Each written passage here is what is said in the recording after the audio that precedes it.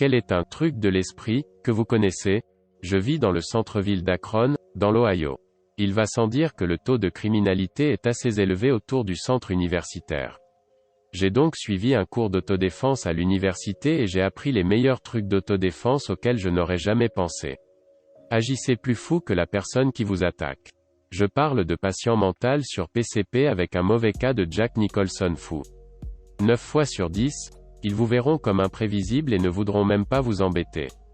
Par exemple, j'étais en face de mon appartement à un cercle K en achetant un 41 paquet de cigarettes vers minuit 30 et ce type vient de nulle part et me demande si je veux gagner de l'argent. Je réponds non merci, j'ai un travail. L'employé derrière la fenêtre disparaît pour récupérer mes affaires et je suis coincé à l'extérieur, debout juste à côté de ce qui équivaut à un cambrioleur potentiel qui vend de la drogue.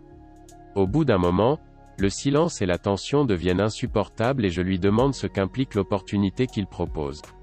Juste à ce moment-là, le greffier revient, me donne mes affaires et crie par la fenêtre « Yo, quoi de neuf, dentelle ?» ou quelque chose du genre. Le gars louche secoue la tête et commence à s'éloigner. Je paye mes affaires, commence à marcher sous les lumières le long du mur blanc du bâtiment pour que je puisse être vu au cas où quelque chose se passe et je vois à ma gauche que ce type louche me suit, marchant parallèlement à moi dans le parking où il fait sombre. Il m'appelle et se dirige vers moi. Je suis tout comme « Nope », alors je courbe mes bras pour que mes mains soient dans mes aisselles et je m'accroupis avec une position large et je marche sur le côté à la manière d'une marche de crabe, gorille et je commence à crier des obscénités sur les extraterrestres et le café arabe. Le gars me regarde et court vers l'arrêt de bus. TL. Docteur, un gars a commencé à me suivre dans un parking d'un cercle Qatar dans la nuit alors je suis passé en mode gorille et j'ai agi comme un schizophrène paranoïaque alors il s'est enfui. Allez voir quelqu'un dans un restaurant et dites-lui de fermer les yeux et d'imaginer une carte à jouer.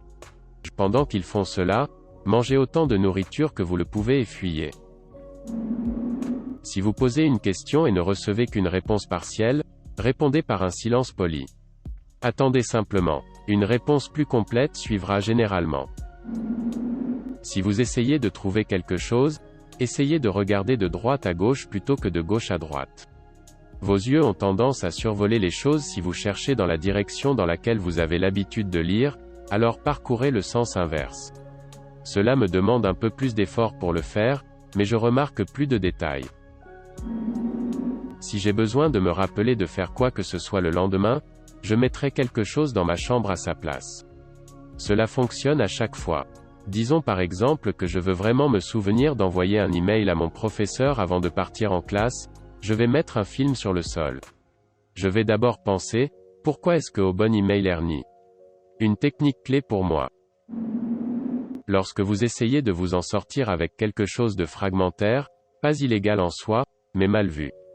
Entrez dans l'endroit comme vous le possédez. Ne regardez pas autour de vous, ne vous arrêtez même pas une seconde ou ne paraissez pas confus. 9 fois sur 10, personne ne vous questionnera. Vous pouvez vous en sortir avec beaucoup de choses de cette façon. D'accord. En voici une que mon père m'a enseignée il y a des années, alors que je n'étais qu'un petit enfant. Ce n'est pas tant un truc de l'esprit, mais une illusion. Là encore, une illusion ne fait que tromper votre esprit, alors je pense que cela compte. J'utilise donc les phalanges de mon index et de mon milieu et je les enroule autour du nez de quelqu'un. Puis je recule, tandis que je glisse secrètement mon pouce entre mes deux phalanges. Je proclame alors « Got your nose ». La plupart des gens sont sous le choc, jusqu'à ce que je révèle que je n'ai pas vraiment enlevé leur nez. C'est une astuce utile pour ramasser des femmes ainsi que pour se divertir lors de fêtes. Je suis ambulancier. Lorsqu'un patient simule une perte de conscience, nous avons 2 astuces pour déterminer s'il est vraiment inconscient ou non. Tout d'abord, vous pouvez brosser légèrement leurs cils avec votre doigt. Leurs yeux papillonneront s'ils le simulent. Alternativement, s'ils sont sur le dos, vous pouvez lever leurs bras sur leur visage et le laisser partir. Une personne consciente laissera tomber son bras loin de son visage. Enfin, une astuce pour voir si quelqu'un simule une blessure au cou ou une douleur au cou. Mettez un thermomètre dans leur bouche tout en vérifiant leurs signes vitaux, puis posez-leur une question par oui ou par non tout en les regardant dans les yeux. Si vous ne les regardez pas directement, ils ont tendance à répondre par un « UHE » ou « UNHUH » tendu, mais si vous les regardez directement, il hoche généralement la tête. Quelqu'un qui simule la douleur peut le faire facilement. Et oui, il y a beaucoup d'appels où les gens simulent la douleur, la maladie, etc. Pour diverses raisons. Mon préféré fonctionne mieux dans le sport. C'est plus un moyen d'entrer dans l'esprit des autres et de les foutre en l'air. Disons que vous jouez contre un gars, une fille qui est juste en feu. Complètement dans la zone et dominant. Demandez nonchalamment, et, qu'est-ce que vous avez changé en X de mieux? Ou quelque chose à cet effet. Je l'ai fait en volleyball où je demande à un gars qui a frappé de façon incroyable, je ne t'ai jamais vu sauter si haut auparavant, qu'est-ce que tu as changé? Le plus souvent, cela les jette hors de leur jeu. Je l'ai fait aussi au hockey, et, ton tir est incroyable. Avec quel pied menez-vous? En classe, s'il s'agit d'une présentation où quelqu'un doit présenter sans regarder de notes ou quoi que ce soit du genre, et pendant qu'ils sont devant la salle de classe en train de présenter, certaines personnes oublient de quoi elles parlent, espacent, paniquent, et perdent le fil de leur pensée. Pour contrer cela, hochez la tête à la fin de chaque phrase qu'ils disent, confirmant ce qu'ils disent. Ils utiliseront en quelque sorte cela comme un facteur de motivation et 9 fois sur 10 continueront à se présenter sans faute. Bonne nouvelle tout le monde. J'ai inventé un appareil qui accent circonflexe change accent circonflexe la accent circonflexe voix accent circonflexe dans accent circonflexe votre accent circonflexe tête. Il y a quelque chose dans les ventes qui s'appelle le Sullivan Node. En gros, lorsque vous demandez quelque chose à quelqu'un, faites un signe de tête de haut en bas pendant que vous demandez. Leurs neurones miroirs commencent à se déclencher et ils commencent à hocher la tête et à être d'accord avec vous inconsciemment. 60% du temps, cela fonctionne à chaque fois. Lors d'un entretien d'embauche, vous souhaitez garder un contact visuel avec la personne à qui vous parlez. Cela vous fait paraître plus alerte et confiant. Voici l'astuce. Toutes les 5 ou 10 secondes, changez l'œil que vous regardez. C'est un si petit mouvement que l'autre personne ne peut pas le voir, mais cela donne l'impression que vos yeux brillent, ce qui vous fait paraître très intéressé par ce que l'autre personne dit. Fonctionne probablement aussi pour les rencontres. Clarification. Certaines personnes ont demandé des éclaircissements sur la façon dont cela est censé fonctionner. Plus grand que sur la petite partie mouvement. Vous devez être à quelques mètres de l'autre personne, sinon l'angle que vos yeux doivent changer pour regarder l'autre œil est facilement perceptible. Plus grand que sur le pétillant. Étant donné que vos yeux ne sont pas parfaitement sphériques, lorsqu'ils bougent, le reflet de toute lumière dans la pièce change légèrement. Si le mouvement est assez petit, tout ce que l'autre personne voit est le reflet de la lumière se déplaçant sur votre œil, donc étincelant. Avertissement. Apparemment, certaines personnes peuvent dire ce que vous faites et le trouvent très ennuyeux. Si vous essayez ceci et que vous avez des regards bizarres, vous devriez probablement vous arrêter. La technique, portes en face, https. En Wikipédia. Org, wiki, door in the face-bas technique. L'idée générale est que vous demandez à quelqu'un une énorme faveur à laquelle vous êtes relativement sûr qu'il dira non. Ensuite, vous leur demandez une petite faveur. Les sujets qui refusent initialement la grande faveur ont un taux de conformité beaucoup plus élevé sur la petite faveur que si vous demandez simplement directement la petite faveur ou si vous présentez les deux à la fois. S'ils finissent par dire oui à l'énorme faveur, c'est aussi bien. Si vous êtes dans un groupe social bondé, un restaurant, un bar, une fête, etc. et que vous voulez savoir si quelqu'un vous regarde, essayez ceci. Tournez-les sur le côté, ils seront à 90 degrés à droite ou à gauche de vous, puis très évidemment, regardez votre montre, même si vous n'en portez pas, soulevez votre poignet, puis pointez votre montre et hochez la tête pensivement. Sourire est parfaitement acceptable. S'ils vous surveillent, même de manière périphérique, ils auront soudainement envie de connaître l'heure et regarderont leur propre montre, leur téléphone portable ou regarderont avec désinvolture les différents endroits évidents où quelqu'un mettrait une horloge. Ce n'est pas vraiment un truc de l'esprit, mais si vous avez confiance en ce que vous dites et pouvez le soutenir avec de faux faits, vous pouvez amener les gens à faire presque n'importe quoi. Si je passe ma main devant les yeux d'une personne, je peux la convaincre que ce ne sont pas les droïdes qu'elle recherche. Je pense que celui-ci est assez bien connu maintenant, mais quand vous vous enlevez, regardez leur coude et vous ne le manquerez jamais. Modifié pour faute de frappe. N'est-il pas étrange que l'esprit humain n'enregistre pas le fait que « le » a été utilisé 2 fois à chaque fois dans cette phrase? Je peux me convaincre de tout. C'est probablement idiot, mais vous savez cette chose où si vous répétez suffisamment un mot, il perd son sens? Eh bien, je me suis convaincu qu'il y a une sorte de chose similaire qui se passe avec la douleur. Si j'ai mal, si je me concentre à 100% sur la douleur et que je bloque tout le reste, la douleur perd en quelque sorte son sens. Je le sens toujours, mais ce n'est plus de la douleur, c'est juste ce que c'est. J'ai découvert celui-ci de ma mère, en fait. Si vous êtes en déplacement et que vous rencontrez des hooligans ou d'autres qui ne font pas de bien, cela pourrait être quelque chose, comme casser des choses, qui pourrait bien devenir conflictuel, vous devez les approcher et demander une lumière.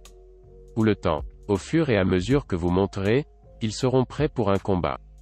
Lorsqu'ils se rendront compte que vous, en tant que personne unique, vous les avez approchés en tant que groupe et leur avez demandé quelque chose d'innocent et sans rapport avec leurs activités, ils vous donneront très probablement le temps, la lumière que vous avez demandé. Puis remuez-vous avec un sentiment perplexe. Je ne recommande pas que vous sortiez et que vous essayiez, mais seulement si vous pourriez avoir à passer par un incident en cours où ils vous remarquent et que vous ne voulez pas de problème. Des 3 fois dans ma vie où j'ai été dans cette situation, cela a toujours fonctionné. Si vous devez exercer une autorité, agissez comme si vos ordres ne seraient jamais remis en question, et tout ira bien. Si vous devez expulser quelqu'un d'un endroit, continuez à avancer jusqu'à ce qu'il sorte. Il m'est apparu il y a quelque temps qu'un uniforme de sécurité, tout uniforme de sécurité, vous ferait passer tout le monde, y compris les agents de sécurité d'une entreprise différente avec un uniforme complètement différent. En tant qu'entrepreneur en sécurité, les entreprises des centres commerciaux, par exemple, m'appelleront pour surveiller leurs magasins spécifiquement pour différentes raisons, principalement la nuit. Une fois que je me suis perdu, je me suis retrouvé à l'entrée d'un grand magasin fermé dans un centre commercial, et le gérant lui-même m'a pratiquement fait entrer. Si je n'avais pas demandé comment arriver à destination, il se serait enfui et j'aurais eu la place pour moi tout seul. Ce n'est pas la première fois que je me promène dans des endroits où je ne devrais pas être, complètement incontesté. De plus, c'est vraiment bien quand je veux fumer un joint à la vue de tous. Les flics se contentent de hocher la tête ou de me saluer, peu importe où je me tiens à n'importe quelle heure de la nuit, sans aucune idée si je devrais être là ou non. Et tout mon uniforme se compose de pantalons noirs et d'un polo avec un patch sur le bras et la poitrine. Rien de tape à l'œil ou même de perceptible. La plupart du temps, je me sens comme si je ne fais que danser dans la vision périphérique de tout le monde, et ils s'organisent eux-mêmes pour que qui que je sois, je devrais être ici et ne pas avoir besoin d'être interrogé. C'est un voyage de tête. Regardez le coude de l'autre personne et ne ratez jamais high five. Serrez les muscles autour de vos yeux et les gens penseront que vous êtes ridiculement fatigué, même si vous dormez plus de 8 heures par jour. Idéal pour retirer le patron de votre cas lorsque vous demandez une prolongation de délai. Si vous sentez mauvais, portez un t-shirt avec des taches de type rénovation domiciliaire, peinture, plâtre, poussière, etc. Amène l'esprit des gens à interpréter les odeurs moins horribles de votre odeur, ce qui vous fait sentir mieux. Lorsque vous recevez une livraison, payez ou signez le colis, la pizza en disant « Merci, vous aussi ». S'ils n'ont pas compris ce que vous avez dit, ils répondront exactement avec la même phrase. Regarder derrière la personne pendant une conversation la rend ridiculement curieuse. Suivre quelque chose avec vos yeux les rend encore plus curieux. Cligner des yeux, hocher la tête ou secouer la tête à quelque chose derrière eux les rend paranoïaques. Si vous regardez ou signalez quelque chose qui n'est pas là, ils se sentiront mal à l'aise pour le reste de la journée. Cela les amène presque toujours à se retourner pour voir ce qui se passe là-bas. Idéal pour le poisson d'avril. Faites croire aux gens que vous êtes un sage avec des quantités ridicules d'expérience de vie avec les éléments suivants. Dites-leur quelques faits immuables ou des directives qu'ils peuvent utiliser dans la vie. Dites-leur de ne jamais dire à personne tout ce qu'ils savent et insistez sur ce point lors de chaque interaction avec eux à l'avenir. Dites-leur encore plus de choses. Ils vous verront comme une richesse infinie de connaissances avec le principe que vous leur retenez en fait des connaissances bien plus précieuses. Si vous êtes en position d'autorité ou de rang pour eux, cela peut être incroyablement intimidant car ils croient que vous savez tout ce qu'ils savent et plus, même si vous ne le savez pas. Apprenez à faire des bluffs incroyablement risqués en toute confiance. Si vous mettez toutes vos cartes sur la table dès le début, les gens ont peur de ce que vous avez dans vos manches. Faites tapis avec une main poubelle de 7 hauteurs avec la confiance d'une Lige Spy montée au laser avec un QI de 164 et 30 plans d'évacuation. Traversez la porte réservée aux employés comme si vous étiez propriétaire de l'endroit et utilisiez leur salle de bain immaculée. Plus vous montrez de confiance lorsque vous faites quelque chose, plus il est facile de s'en sortir.